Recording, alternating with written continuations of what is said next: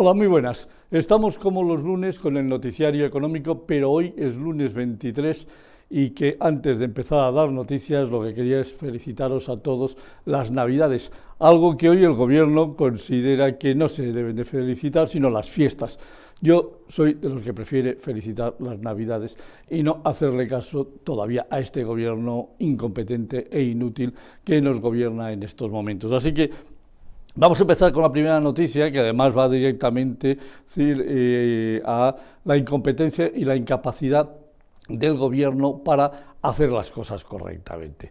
Es decir, el pasado jueves, se tumbó de nuevo el impuesto a las energéticas. Aquí se pusieron de acuerdo todo el arco parlamentario, que normalmente no vota en contra del gobierno, como son los de Junts y los de PNV, y además PP y Vox también se pusieron de acuerdo y se cargaron la subida de impuestos a todo el sector energético. Esto puede suponer un ahorro de casi 6.500 millones de euros para las familias, para los hogares, porque de momento lo tienen complicado. Todo esto lo que está demostrando es una cosa, que don RQR, que es el señor Sánchez, que todavía repite que lo va a volver a intentar, no hace más que pegarse trompazos una vez detrás de otro.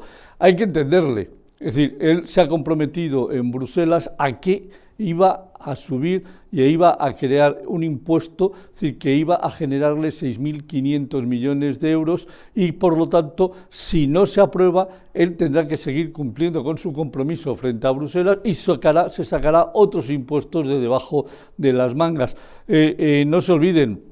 Es decir, la semana pasada publiqué un vídeo en el cual se informaba de la subida de todos los productos de la cesta de la compra, un 2%, del 2 al 4% en la leche, en los huevos, en el pan, en un montón de productos más, otros del 5,5 al 7,5 y sobre todo, además, la subida del 10 al 21% precisamente de la factura eléctrica. Así que todavía quiere que además nos suban los precios las compañías energéticas.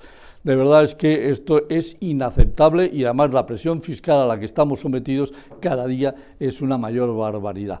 Así que vamos a por la segunda noticia. La segunda es internacional, es decir, Francia ha estado a punto de entrar en default. La Constitución francesa tiene una cosa que es tremendamente importante. O se aprueban presupuestos en la Asamblea Nacional o el día 1 de enero del año siguiente el Estado no puede ni cobrar ni pagar.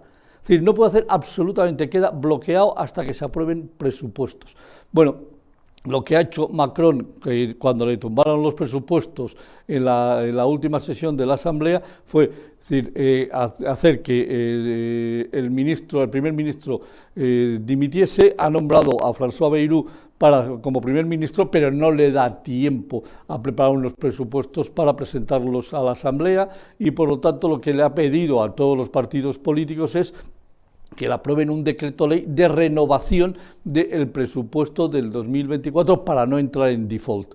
Y la Asamblea ha decidido, obviamente con sentido común, a aprobar estos presupuestos, pero claro, lo que nadie quiere entender ni nadie lo ha puesto en blanco sobre negro o en negro sobre blanco, como queráis, es que esos presupuestos que ha aprobado son los que han generado el 6,1% de déficit, es decir, que va a tener Francia este año, y lo más espectacular, 60.000 millones de incremento de deuda cada trimestre, es decir, 240.000 millones de deuda que se le han ido de las manos al gobierno francés, lo cual, bueno, pues es absolutamente preocupante porque la prima de riesgo de los franceses está subiendo y, queramos o no, arrastrando a algunas otras la prima de riesgo de algunos otros países. Ya hablaremos más adelante de este tema en otro momento, porque este va a ser un tema crucial en el 2025.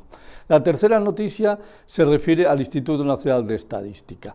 Es decir, la presidenta del instituto ha decidido promocionar a mano derecha de ella al director general que, bueno, pues de alguna manera ha torticeado los datos del Producto Interior Bruto y se ha cargado a otro que metió, precisamente lo que más ha llamado la atención en el Producto Interior Bruto, que fueron el tema de las señoras de mal vivir y de todo el tema de las drogas, que ha supuesto un incremento sustancial en millones de euros de nuestro Producto Interior Bruto.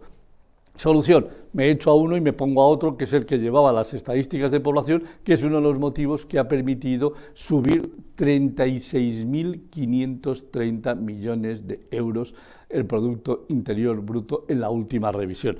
Es decir, lo que le ha servido fundamentalmente al gobierno es para decir que gracias a las subidas del PIB, es decir, en estos momentos la deuda del cierre del año pasado fue de un 105% y el déficit del año pasado, es decir, esto se quedó en un 3,6 y no en un 3,7.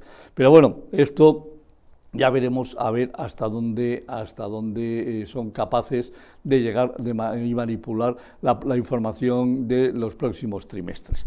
Vamos a por la cuarta noticia, y es también internacional y tremendamente preocupante.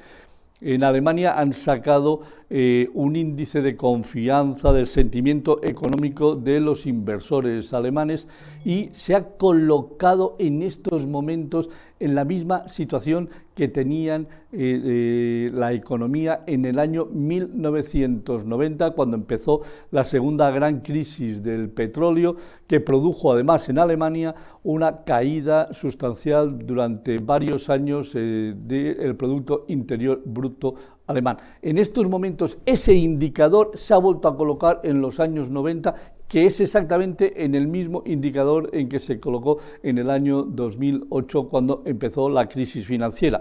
Es decir, en Alemania, en estos momentos tienen la sensación de que las cosas van a ir de mal a peor todavía. Y es que no hay que olvidar una cosa, lo decía el otro día Rodrigo Rato, en Alemania de cada 10 euros que se invierten, los alemanes 9 se invierten en el extranjero y solo se invierte 1 en Alemania.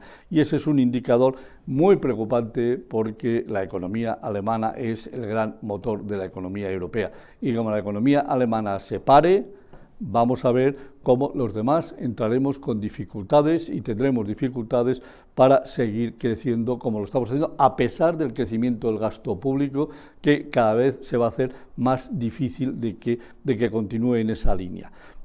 La quinta noticia es muy curiosa, es un estudio que han preparado de cara a cómo vamos a estar en el 2075-2080 y quiénes van a ser los grandes ganadores de la economía mundial.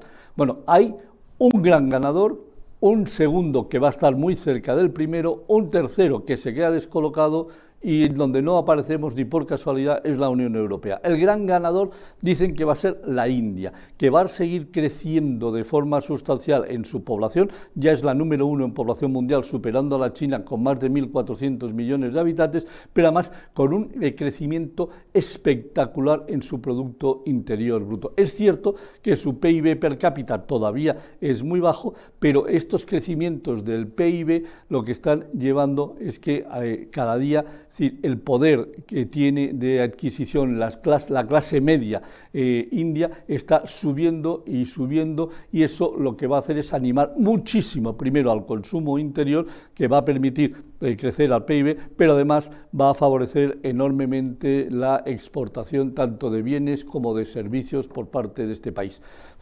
Según este informe que ha preparado una consultora americana, no hay ninguna duda que el número 1 va a ser India. China va a estar muy cerca de la India, pero se va a colocar ya en segunda posición, pero fijaros, China y la India forman parte de los BRICS. Y la tercera, a bastante distancia, aunque siendo todavía muy importante, va a ser la economía de los Estados Unidos. Europa ni está ni se la espera. No habla nadie de ella. Somos una región en decadencia, y además, como todavía, por lo que estoy notando, no hay todavía nada claro de qué es lo que va a hacer la Comisión Europea con respecto a mejorar el sistema económico europeo, pues me da la sensación que vamos a tener otro quinquenio perdido sin ninguna duda. Y eso sí que nos separa completamente de Estados Unidos y de la China. La sexta noticia es otro varapalo al gobierno, y en este caso viene del Banco Central Europeo, que le ha dicho que rechaza completamente la idea del impuesto a la banca, por varios motivos. El primero, porque esto lo que va a producir es clarísimamente poner en riesgo el crédito tanto a las economías familiares como a las pequeñas y las medianas empresas. Y una reducción de crédito en estos momentos es algo que nos tiene que preocupar absolutamente a todos. Es decir, el crecimiento del Producto Interior Bruto, dicho por el Banco de España, con respecto al 2025, va a ser muy inferior a lo que ha sido este año, entre otras cosas porque no pueden sostener el crecimiento del consumo público a los ritmos en que está creciendo y por lo tanto nuestra economía lo va a notar. Si encima las empresas no son capaces de recibir préstamos para desarrollar sus actividades y las economías domésticas tampoco pueden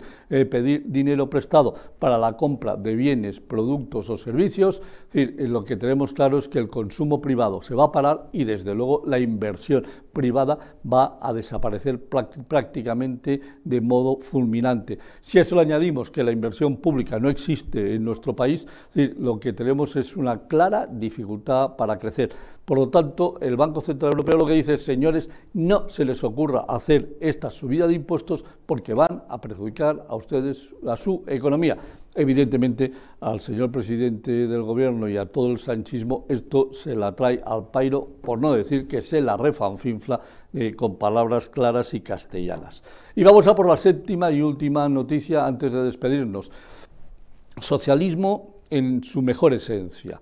Es decir, Brasil, con Lula al frente, ya ha colocado el IVA para los brasileños en un 28,5%. En Europa estamos de media en el 23%, España en el 21%. Sí, lo que está haciendo Lula es dar ideas a Pedro Sánchez para que nos lo suba del 21 al 23% y nos deje tiritando. En Brasil, es decir, tienen el IVA más alto de todo el mundo occidental. Esto es una locura y esto lo que hace es frenar el crecimiento de la economía, es decir, brasileña. Si nos fijamos en lo que está haciendo en su país vecino, que es Argentina, con el que tienen unas magníficas relaciones, resulta que lo que está anunciando Javier Milei para el año 2025 son bajadas sustanciales del 90% de los impuestos que hay en estos momentos en Argentina. En Argentina bajan los impuestos y están consiguiendo ya crecer. ¿Qué le va a pasar a los brasileños con esta subida de impuestos? Pues ya se lo digo, que se van a estancar o que van a empezar a decrecer.